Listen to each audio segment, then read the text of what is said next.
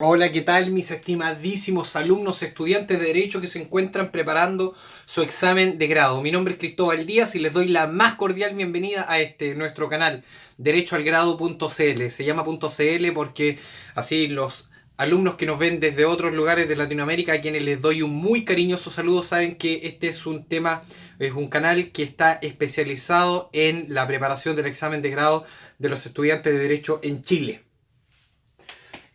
En este video vamos a estudiar un tema que ha sido bastante pedido por ustedes, los suscriptores.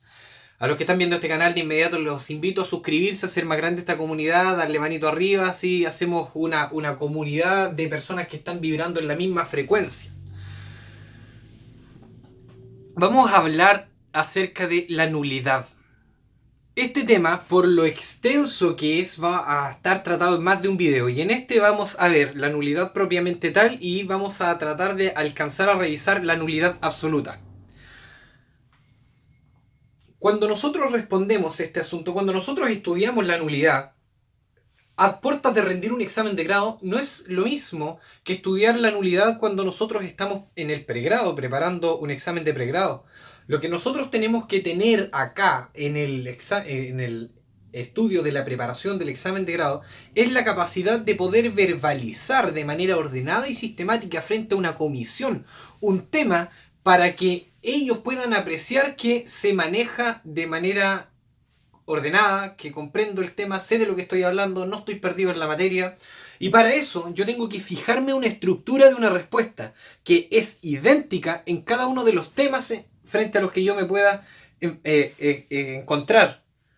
Y dice relación con concepto, características, clasificación. Vamos a comenzar con el concepto de la nulidad. Nuevamente, ¿me lo tengo que aprender de memoria? Imposible, no me puedo llevar los conceptos aprendidos de memoria al examen de grado, porque si yo me siento ahí frente a la comisión y me dicen, ya, nulidad, y yo, nulidad, sí, nulidad, de cómo empezaba esta cuestión, nulidad, y me voy a blanco, eso me puede costar el examen de grado.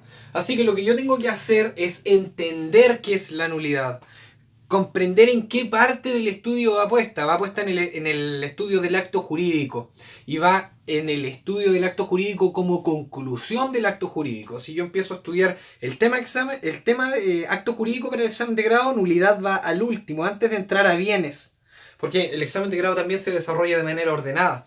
Entonces, cuando yo voy a desarrollar el concepto, señalo que es una sanción civil que recae sobre aquellos actos jurídicos en los que se han omitido aquellos requisitos que la ley establece en atención a dos cosas: la naturaleza del acto o contrato, o el estado o calidad del autor o las partes, y que declarada judicialmente retrotrae a las partes al estado anterior y extingue las obligaciones pendientes. Vamos haciendo un análisis, les recomiendo tomar un lápiz, un cuaderno o lo que ustedes quieran y tomar apunte de esto, porque vamos a analizar el concepto de la nulidad. Primero, sabemos que es una sanción civil. Perfecto. ¿Y dónde recae esa sanción? Recae sobre los actos o contratos, sobre aquellos actos jurídicos que nosotros estamos celebrando. Nosotros, las personas, en materia civil realizamos actos civiles. Esos actos civiles pueden ser objeto de una nulidad. Pueden adolecer de algún vicio que lo haga anulable. Entonces, sobre aquellos actos recae esa sanción. En materia civil, eso se llama nulidad. Sobre el acto que yo estoy celebrando recae una nulidad. A contrario sensu de materia penal, donde la sanción recae en el corpus de quien realizó el acto. Que puedan ir en conjunto, eso es otra cosa y no nos podemos meter ahí. Tenemos que tener claro que es la sanción civil que recae sobre el acto o contrato. ¿Por qué? ¿Por qué está siendo sancionado ese acto? Porque la ley establece ciertos requisitos en atención a la naturaleza del acto y en atención al estado o calidad del autor o las partes. Ese estado o calidad del autor o las partes dan cuenta de un tipo de sanción que es la nulidad relativa. Y cuando es sobre la naturaleza del acto, el tipo de sanción que estamos hablando es la nulidad absoluta. Y que, declarado judicialmente, porque solo puede declarar la nulidad un juez, la nulidad solo puede ser declarada judicialmente, retrotrae a las partes al estado anterior y extingue las obligaciones pendientes. Entonces, ese es el concepto de la nulidad. Cuando yo entiendo el concepto, cuando yo comprendo el concepto de la nulidad, además surgen las características, porque yo puedo ponerme a analizar el concepto y extraigo de ahí las características. Vamos viendo. Primero, estamos diciendo que todos los actos son susceptibles de adolecer de un vicio que lo haga anulable. Segundo, es una sanción que recae sobre los actos civiles que una persona puede realizar. Tercero, solo puede ser declarado judicialmente. Cuarto, declarado judicialmente retrotrae a las partes al estado anterior. Quinto, extingue las obligaciones pendientes. ¿Se dan cuenta cómo surgen, van fluyendo las características desde el propio concepto? Entonces, ahora que yo ya tengo claro el concepto, que yo ya tengo claras las características, puedo avanzar a la clasificación de la nulidad. Entonces, cada clasificación atiende a un criterio. Y en este caso, primero, vamos aquí, pongan la atención, el foco acá. El foco acá. Cuando yo hablo de que atendiendo a el interés jurídico protegido, ¿cuál es el interés que está protegiendo la ley con esta sanción civil? ¿Es a la sociedad toda o es a las partes que están participando aquí, a los partícipes de este acto o contrato? Entonces la nulidad puede ser absoluta o puede ser relativa a las partes que concurren. En relación a su extensión, atendiendo a la extensión que tiene la sanción civil, que nosotros estamos denominando nulidad, puede ser total, se anuló totalmente el acto o se anuló parcialmente, se anuló aquella cláusula que adolecía de aquel vicio de nulidad. Atendiendo al origen, puede ser principal o puede ser consecuencial. Para que esto nunca más se le olvide, le voy a poner de inmediato el ejemplo en esta última clasificación que dice relación con. Se anuló la compraventa. El acto celebrado era una compraventa principal. Consecuencial. La compraventa recaía sobre una finca que tenía una servidumbre. Entonces, al anularse el contrato de compraventa de la finca, también consecuencialmente se anula el derecho que recaía sobre la servidumbre en virtud de aquella compraventa.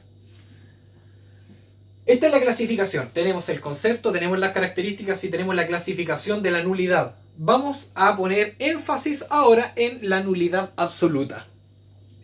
Nulidad absoluta. Nuevamente la estructura. No podemos perder de vista la estructura de la respuesta siempre. Concepto, clasificación. Ahora, características, causales, titulares de la acción, saneamiento. Eso es lo que vamos a ver respecto de la nulidad absoluta. Vamos con el concepto y volvemos. Ya sabemos el concepto de la nulidad. Ahora vamos a poner el énfasis en la nulidad absoluta. Entonces sabemos que es la sanción civil que recae sobre aquellos actos o contratos en que se han omitido aquellos requisitos que la ley establece en atención a la naturaleza del acto y que declarada judicialmente retrotrae las partes al estado anterior, extinguiendo las obligaciones pendientes. Lo que le sacamos al concepto fue que recae sobre la naturaleza sobre la naturaleza del acto de contrato o el estado de calidad de las partes, porque eso tiene que ver con la nulidad relativa. Entonces, como estamos hablando ahora solo de la nulidad absoluta, sacamos esa parte del concepto. Entonces, como ya nos sirve este concepto de acá arriba, lo adecuamos como un buen sastre a lo que estamos viendo en este minuto. Nulidad absoluta. ¿Cuáles son las características de la nulidad absoluta? Primero, sabemos que protege el interés público. Atendiendo al interés jurídico protegido, el interés público, tenemos la nulidad absoluta. ¿Se acuerdan en la clasificación de nulidad? Luego, Las causales son taxativas, están señaladas por ley. O sea, no podemos decir nosotros ya, oye, inventemos una causal de nulidad absoluta. No, las causales de la nulidad absoluta son taxativas. Acá, no es la regla general. Dentro de las nulidades no es la regla general. La regla general es la nulidad relativa. La nulidad absoluta es excepcional. Sin embargo, señores, cuando el Código Civil se refiere a la nulidad a secas, está hablando de la nulidad absoluta.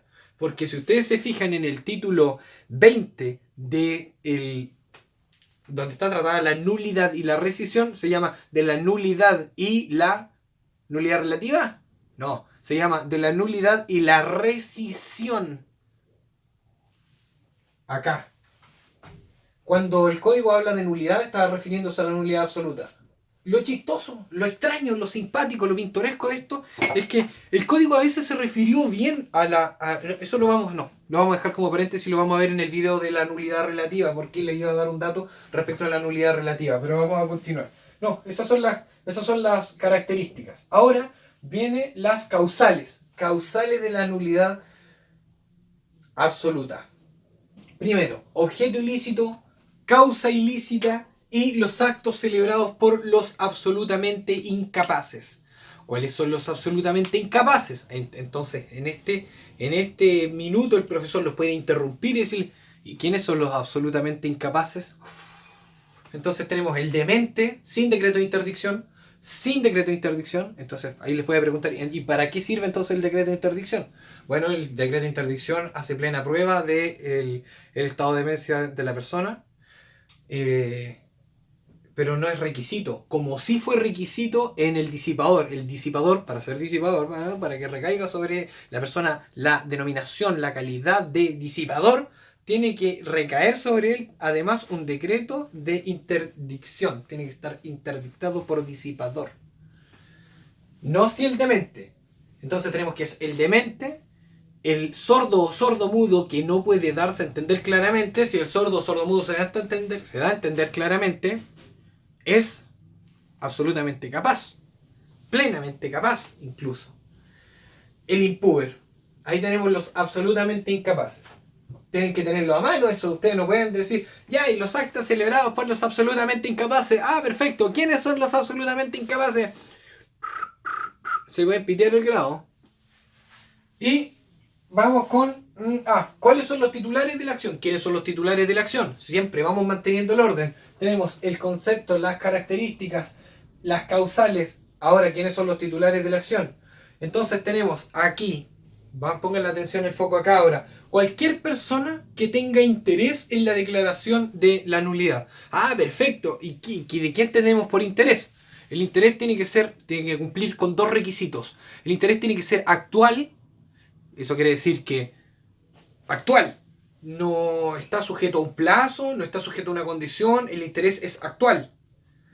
Y tiene que ser susceptible de apreciación pecuniaria. Eso es un tema que tiene el abogado la labor de representarle al juez de qué manera ese interés es susceptible de apreciación pecuniaria. Porque todo puede ser susceptible de apreciación pecuniaria. Acá.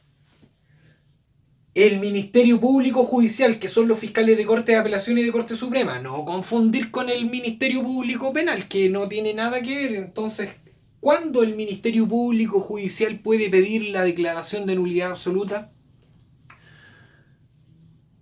En el solo interés de la moral y de las buenas costumbres. ¿Y quién más? El juez de oficio. ¿Cuándo? Cuando aparezca de manifiesto en el acto o contrato.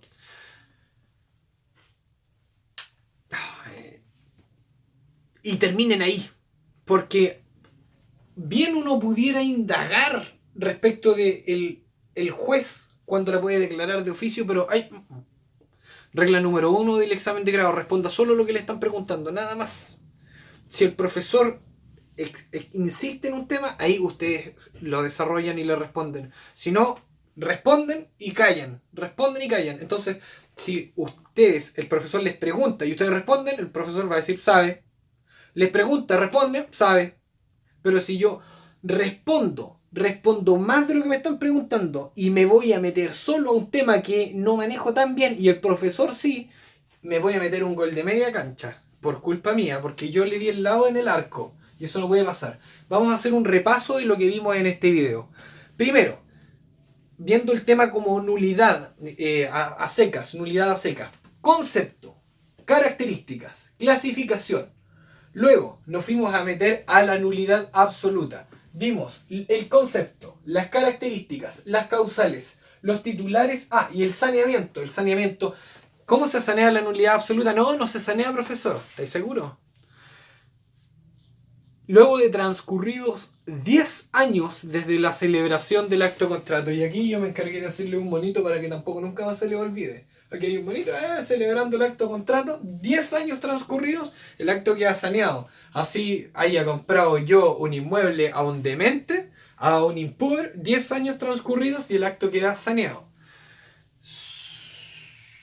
Siempre que piensen en las características y cosas que ustedes tengan la necesidad de memorizar, de incorporar, llévenlo a un plano gráfico. Acá tenemos unos actos jurídicos que son todos susceptibles de nulidad. Acá tenemos los actos que son realizados por una persona, que son actos civiles. Y acá tenemos que debe ser siempre declarada judicialmente. Ahí tenemos el mallete. ¡Pah! No traten de meterse palabras cuando tengan que memorizar. Pónganse conceptos gráficos al que yo pueda ir asociando en mi mente. La mente es extracorporal. Les doy la más cordial bienvenida a todos los nuevos suscriptores. Los invito a suscribirse a este canal, a ponerle manito arriba si les gustó este video, a compartirlo con aquellas personas que también están preparando su examen de grado. Les mando un tremendo abrazo potente, que les vaya maravilloso en su examen de grado y nos vemos en el próximo video que va a ser nulidad relativa. Un abrazo gigante. Chao.